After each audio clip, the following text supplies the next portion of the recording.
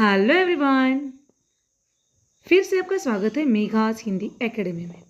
आज यहाँ पर हम देखेंगे एनसीईआरटी सिलेबस, विषय हिंदी, कक्षा 7वीं, सप्लीमेंट्री बुक अर्थात पूरक पाठ्य पुस्तक बाल महाभारत कथा और उसमें से कथा नंबर 26 जिसका नाम है राजदूत संजय। आज यहाँ पर हम करेंगे इस पाठ का वाचन। इससे पहले हमने पाठ देखा था 25 नंबर का पाठ मंत्रणा, और आज यहाँ पर देखेंगे हम पाठ राजदूत संजय पाठ 26। तो चलिए शुरू करेंगे आज के वीडियो को अर्थात राजदूत संजय। उपप्लव्य नगर में रहते हुए पांडवों ने अपने मित्र राजाओं को दूतों द्वारा संदेश भेजकर कोई 7 अक्षौहिणी सेना एकत्र की। उधर कौरवों ने भी अपने मित्रों द्वारा काफी बड़ी सेना इकट्ठी कर ली जो 11 अक्षौहिणी तक हो गई थी। पांचाल नरेश के पुरोहित जो युधिष्ठिर की ओर से राजदूत बनकर हस्तिनापुर गए थे, नियत समय पर धृतराष्ट्र की राजसभा में पहुंचे। यथाविधि कुशल समाचार पूछने के बाद पांडवों की ओर से संधि का प्रस्ताव करते हुए वह बोले, युधिष्ठिर का विचार है कि युद्ध से संसार का नाश ही होगा और इसी कारण वे युद्ध से घृणा करते हैं। वे लड़ना नहीं चाहते, इसलिए न्याय तथा पहले के समझौते के अनुसार यह उचित होगा कि आप उनका हिस्सा देने की कृपा करें। इसमें विलंब न कीजिए। यह सुनकर विवेकशील और महारथी भीष्म ने बोले, यही न्यायोचित है कि उन्हें उनका राज्य वापस दे दिया जाए।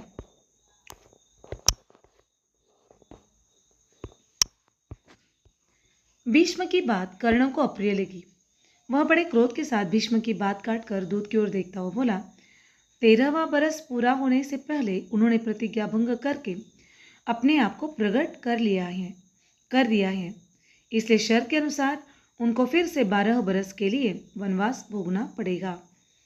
कर्ण के इस प्रकार बीच में उनकी बात काट कर बोलने से भीष्म को बड़ा क्रोध आया।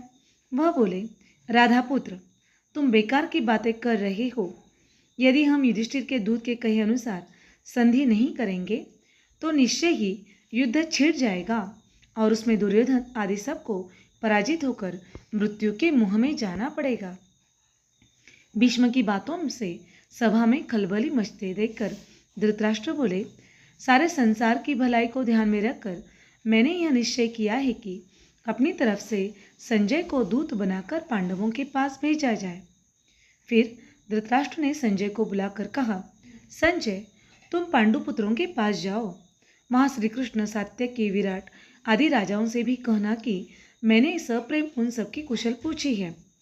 वहाँ जाकर मेरी ओर से युद्ध न होने की चेष्टा करो।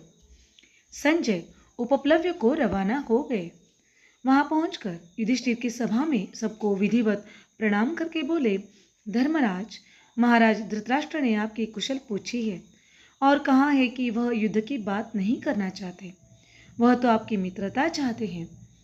संजय की ये बातें सुनकर राजा युधिष्ठिर बड़े प्रसन्न हुए और बोले, मैं तो संधि ही चाहता हूँ। युद्ध का विचार करते ही मेरा मन घृणा से भर जाता है। यदि हमें अपना राज्य वापस मिल जाए तो हम अपने सारे कष्ट भूल जाएंगे। संजय ने कहा, युधिष्ठिर, धृतराष्ट्र के पुत्र न तो अपने पिता की बात पर ध्यान देते हैं, न भीष्म की ही कुछ सुनते हैं। आप सदा से ही न्याय पर स्थिर हैं। आप युद्ध की चाह न करें। संजय की ये बातें सुनकर युधिष्ठिर बोले, संजय, श्री कृष्ण दोनों पक्षों के लोगों के हितचिंतक है। वह जो सलाह देंगे वैसा ही मैं करूँगा। तभी श्री कृष्ण बोले, मैं स्वयं हस्तिनापुर जाना उचित समझता हूँ। मेरी यही इच्छा है कि कौरवों से संधि की जा सकती हो तो की जाए। श्री कृष्ण के बाद युधिष्ठिर फिर बोले, संजय, कौरवों की राजसभा में जाकर महाराज धृतराष्ट्र को मेरी तरफ से प्रार्थना पूर्वक संदेश सुनाना कि कम से कम हमें 5 गांव ही दे दे। हम 5 भाई इसी से संतोष कर लेंगे और संधि करने को तैयार होंगे। युधिष्ठिर का यह संदेश लेकर संजय पांडवों तथा श्री कृष्ण से विदा होकर हस्तिनापुर को रवाना हो गए। राजसभा में आकर उन्होंने युधिष्ठिर की सभा में जो चर्चा हुई थी उसका सारा हाल कह सुनाया।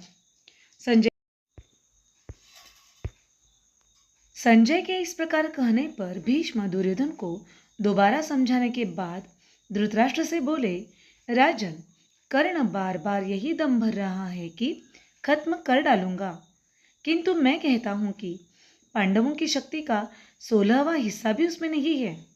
तुम्हारा पुत्र उसी के कहे में चलता है और अपने नाश का आप ही आयोजन कर रहा है। विराटनगर पर आक्रमण करते समय जब अर्जुन ने हमारा दर्प चूर कर दिया था, तब कर्ण वही तो था। गंधर्व जब दुर्योधन को कैद करके ले गए थे, तब यह डपोर शंख कर्ण कहाँ छिप गया था? गंधर्व को अर्जुन ने ही तो भगाया था और दुर्योधन को उनकी कैद से मुक्त किया था। इसके बाद धृतराष्ट्र ने संतप्त होकर दुर्योधन को